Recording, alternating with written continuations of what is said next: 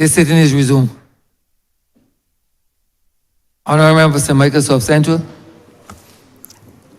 Thank you, Mr. Speaker. Let me begin by thanking those honourable members who lent their voices to this debate.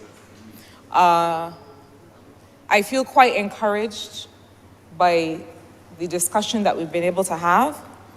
But further to that, I feel quite encouraged by the level of discourse that was triggered 2 weeks ago when this debate was first begun. I feel encouraged by the level of discourse in the media, and that was initiated by those in that sector on this very important issue. I am grateful that both in that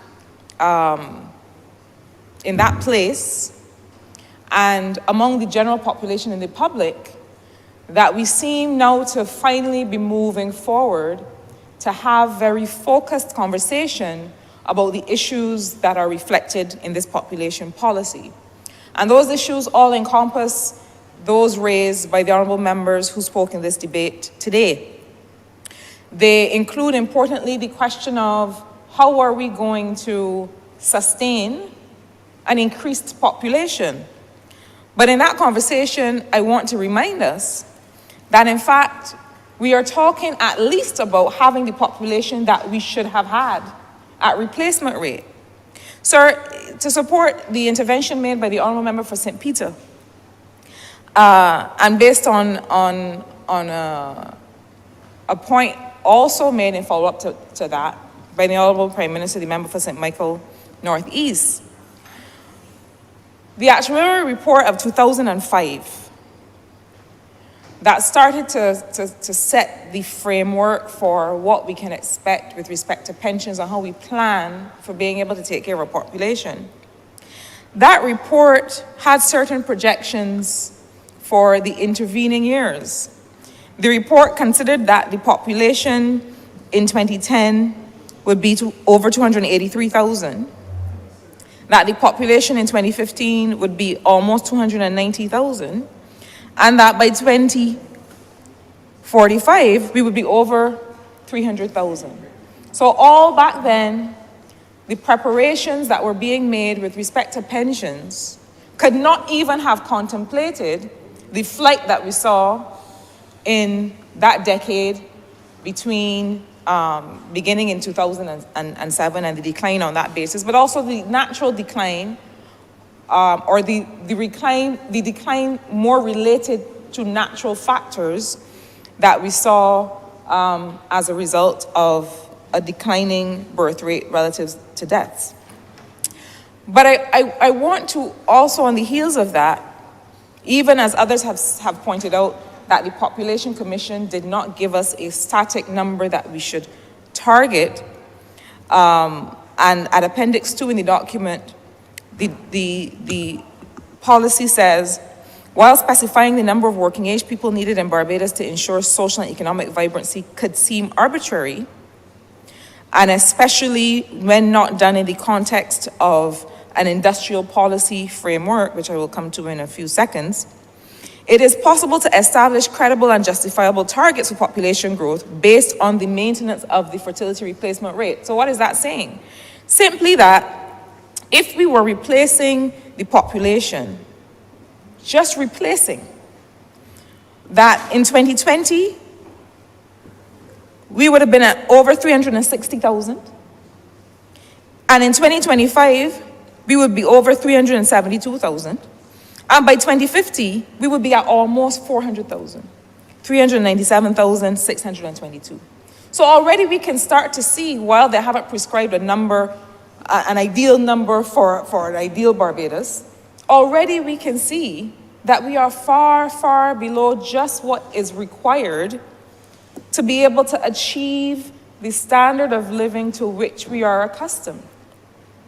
And I caution us, and perhaps encourage us to then begin to draw a line with what some might be perceiving as a declining quality of life.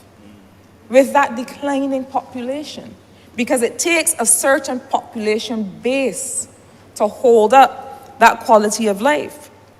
But I have to go on to emphasize some of the things that were raised by the Honourable Prime Minister, the member for St. Michael Northeast, which is to remind us that we are not having this conversation in a vacuum. And I'm very proud to be able to say to you, sir, and through you to the rest of the country, that the population policy is not an immigration policy. The population policy is a development policy. And it talks about how are we going to ensure adequate water and sanitation, adequate public health and safety, enfranchisement and opportunity for all of the things that are going to address what people now frame as carrying capacity issues. When we populate Barbados really to the numbers that it should be today, do we have the wherewithal to sustain that population? We have the space for the housing that is required. The policy document makes that clear, that we have the space and we have the wherewithal to provide sufficient housing, to provide sufficient education, to guarantee a standard of public health and safety. We have the wherewithal. We have it within us at certain levels of population to be able to do that. But we can't be making this cake without the flour or without the eggs. We can't believe that we can make these things happen in a vacuum without the number of people and the composition of people who will be able to help us bring that about. Sir, I have to say a little bit about the role of industry and technology in providing opportunities for residents here today, and for those who are not yet residents, but whom we hope will soon be. Now, I've said in this honourable place before and in several other places that I consider that my role here and my contribution in leading the Ministry of Industry, Innovation, Science and Technology is to be able to grow an economic sector out of this ministry. It is a sector in which we highlight and we emphasize the role of research and development, the role of data in allowing young people, allowing startups, allowing entrepreneurs to be able to develop products and services for sale to the country, to the region, and to the world. That framework, sir, will form the basis of a new industrial policy on which my ministry is working. And that industrial policy, sir, is not just a collection of things we would like to see. There's industry happening in Barbados today, but there's so much more that we can make happen if we signal to the world that Barbados is one of these places that research and development are encouraged and can thrive, that can create sandboxes to test new ideas and new technologies, because we do have a small population where scalability is possible. And I'm not talking about things that risk our well-being or our safety or our health, but I'm talking about low-risk, high-value kinds of initiatives that we can test and that we can be able to say, we've rolled this thing out at national scale, and we believe in this, and we can create an industry out of this, and we can create opportunities for young people out of this. The only thing I will say right now as part of this discussion, because we will come to that discussion in coming weeks and months, is that while we talk about digital skills, I know that the Honourable Minister who leads in education sector and the Minister who supports her there are working very hard to build the foundation of understanding of more broad-based literacy and civic learning that have to underpin that. Sir, I will confess to you that I do not believe that we can sprinkle digital skills on top of something that stands to be otherwise transformed, that needs to be otherwise transformed, and think that that in itself is going to make the difference. We are not going to be able to create a technology sector from just lightly touching the population with this idea of digital skills, as if digital literacy can somehow replace literacy. It cannot. And so while we invest in that, that is only a part of the more broad-based education transformation in which this government is engaging. I heard someone say recently that education transformation cannot start and end at the 11 plus. Well, I have good news. It does not. It was never the intention to start and end at the 11 plus. It starts at, first of all, at empowering those who would be parents, even before they have a thought in their head or a twinkle in their eye about having children. It starts at empowering those who would be parents, continuing to empower them while they are parents, but also in investing in early childhood education and throughout the spectrum to make sure that when we do start to introduce organically digital skills from as early as 1 year old, that we are really infusing that throughout a broad-based holistic education system. Sir, as I close, I also want to address the question of what will our country look like?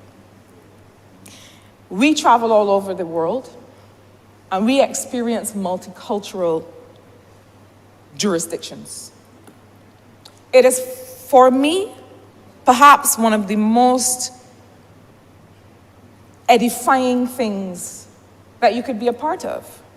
And I will say this, I believe in multiculturalism and diversity. I believe that the reason that people love Barbados and love to make their homes and their lives here is because they also recognize something in our values that they want to be a part of. But that is not to say that there's not also space for their values and their positive values to also impact the way that we live. I think that we see the best examples of that, for example, in Ross University. When Ross students first started coming, I was a part of a activity over a weekend, where many of them showed up to volunteer. There's a young man in my constituency who I always encourage to stay active and to get out and do things. And I had a conversation with him once and I said, what have you been up to? What have you been doing? And he said, well, I went on a bike ride with the students from Ross because, you know, they like to stay active and get out and see the country. And I saw parts of Barbados that I've never seen before. So I think that while we understand and appreciate that the desirable values that we want to retain will also be attractive to those who want to come. That we also have thrived on sharing those values overseas, but also welcoming those who have something to add to the quality of life that we have cultivated here. This population policy is the basis for us to intentionally determine the lives collectively that we want to live. I commend it to this honourable place. I once again thank the commissioners. I thank those who have spoken before, and sir, I'm obliged to you.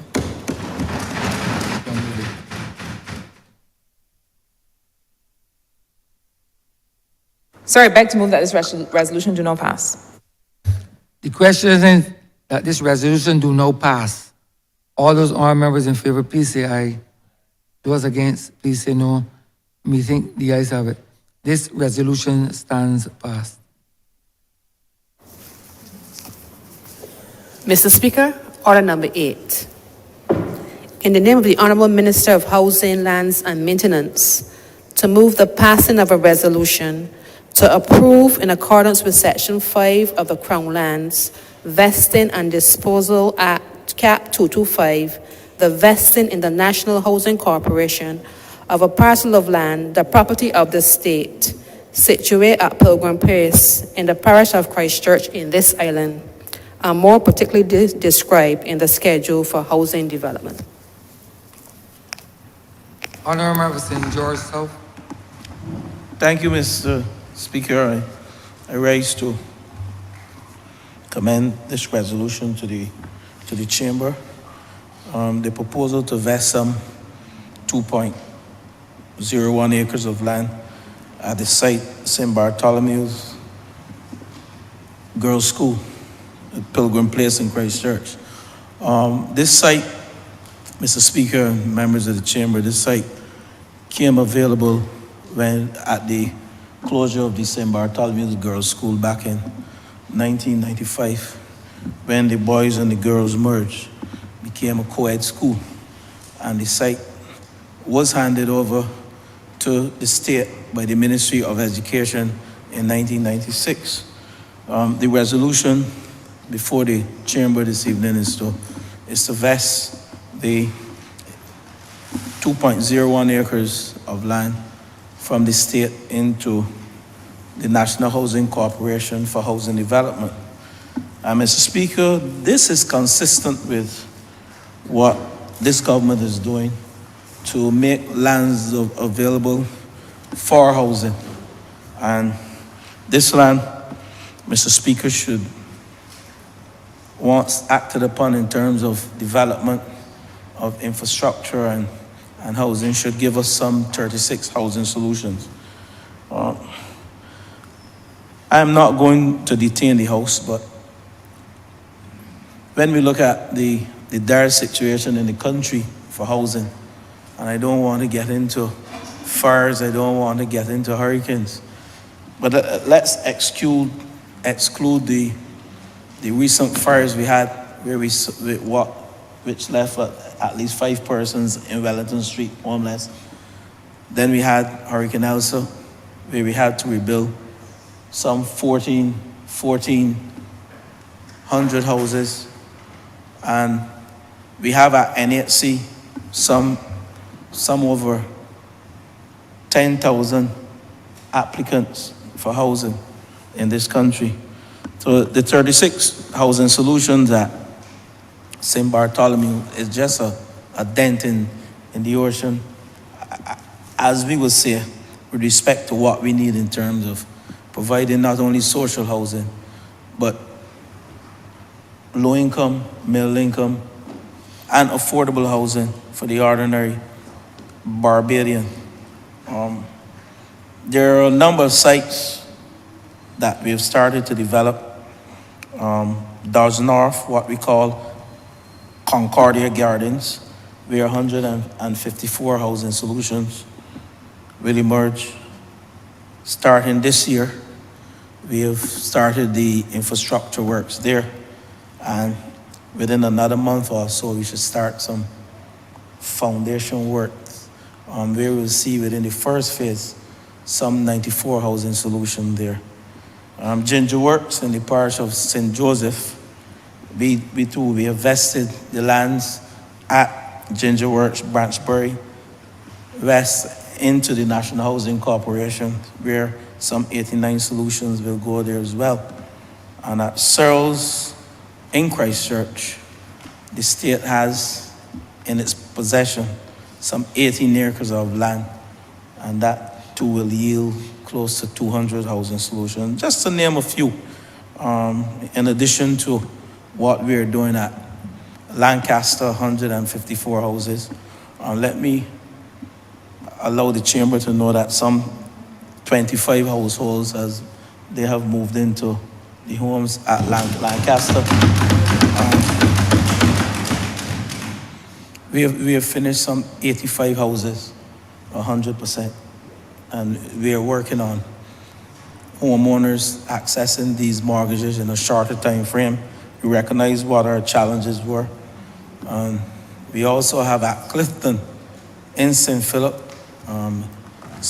North, that's in the Church Village area. We have 10 Jurvilla housing solutions that are completed, and 9 mortgages again have been completed thus far, and we expect persons to move into those those 10 Jour Villa houses within the next week or two.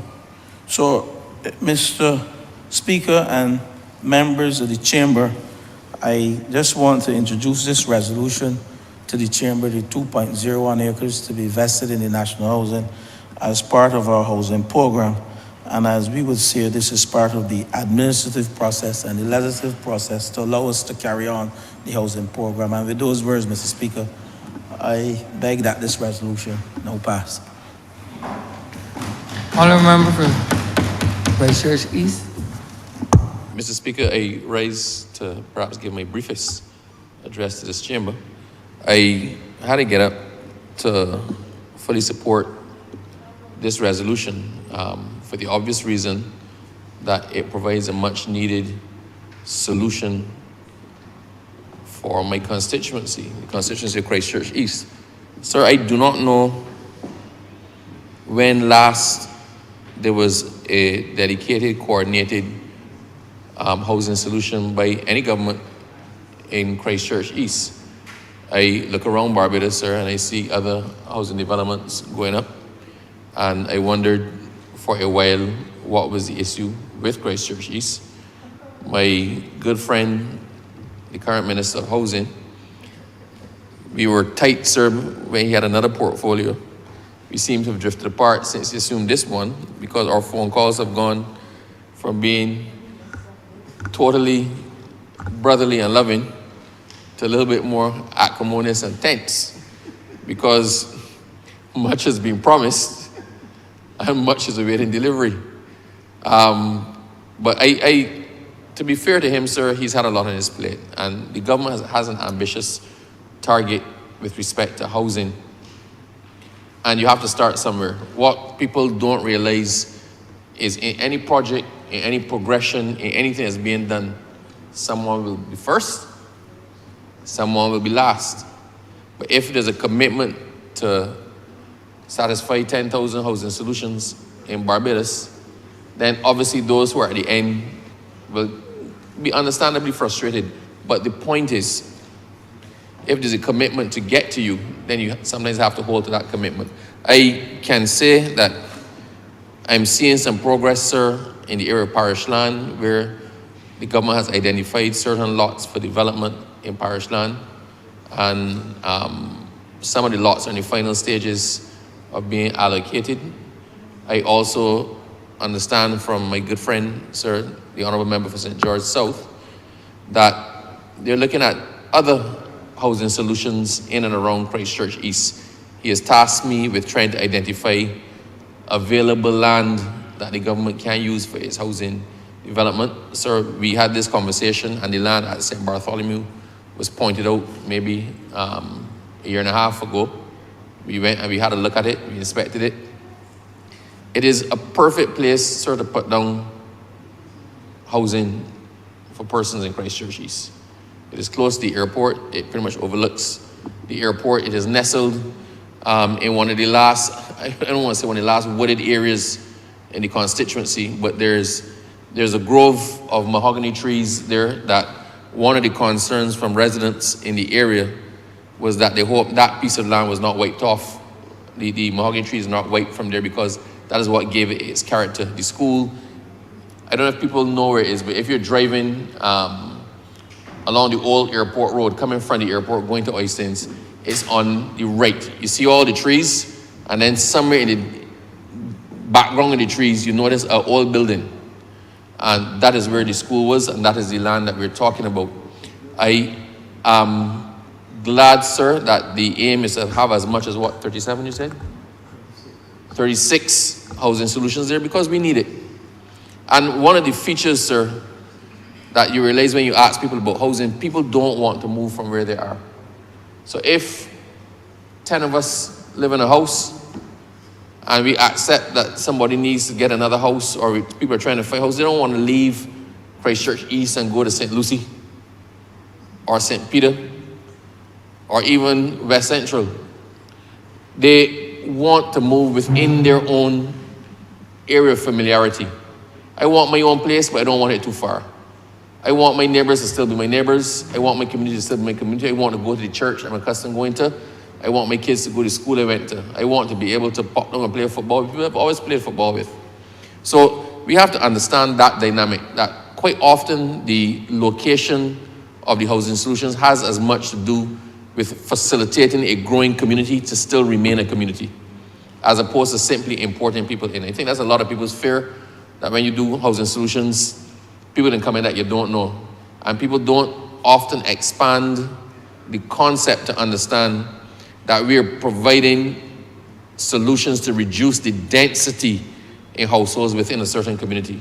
So I also have the commitment from my friend, sir, that a number of those solutions will be allocated to persons in Christchurch East to keep the community intact. So I am hopeful. I am hopeful. I'm hopeful, sir, that we will emerge from this as close as we were before he assumed the portfolio. And I will not let that portfolio, sir, diminish in any way our friendship. Having said that, I am pleased that the government has taken this step. I understand the intentions to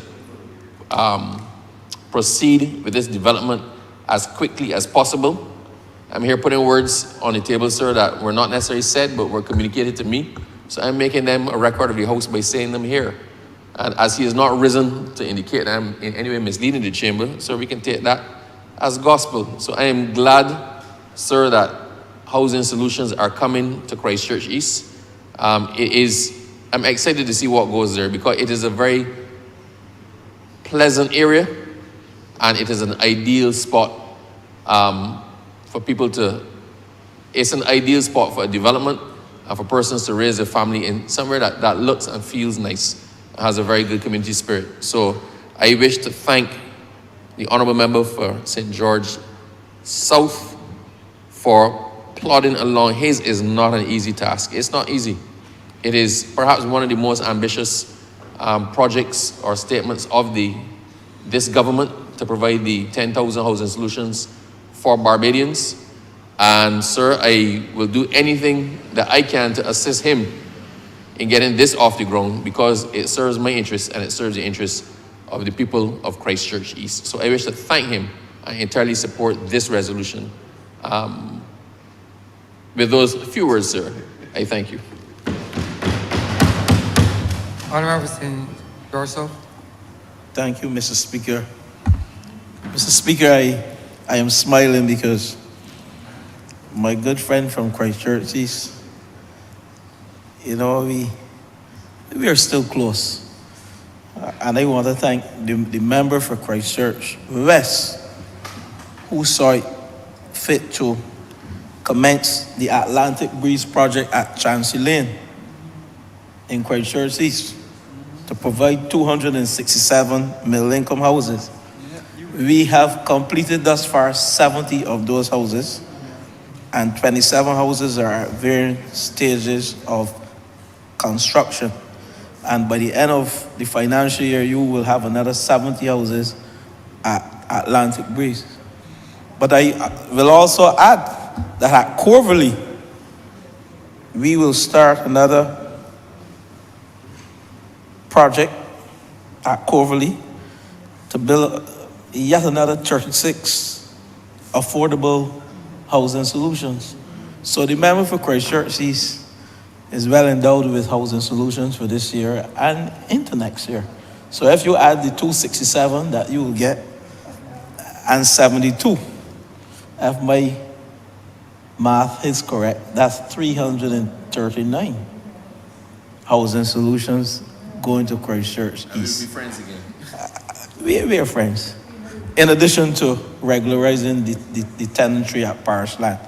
But having said that, that's, you know, we are doing this across the length and breadth of Barbados, from parish to parish.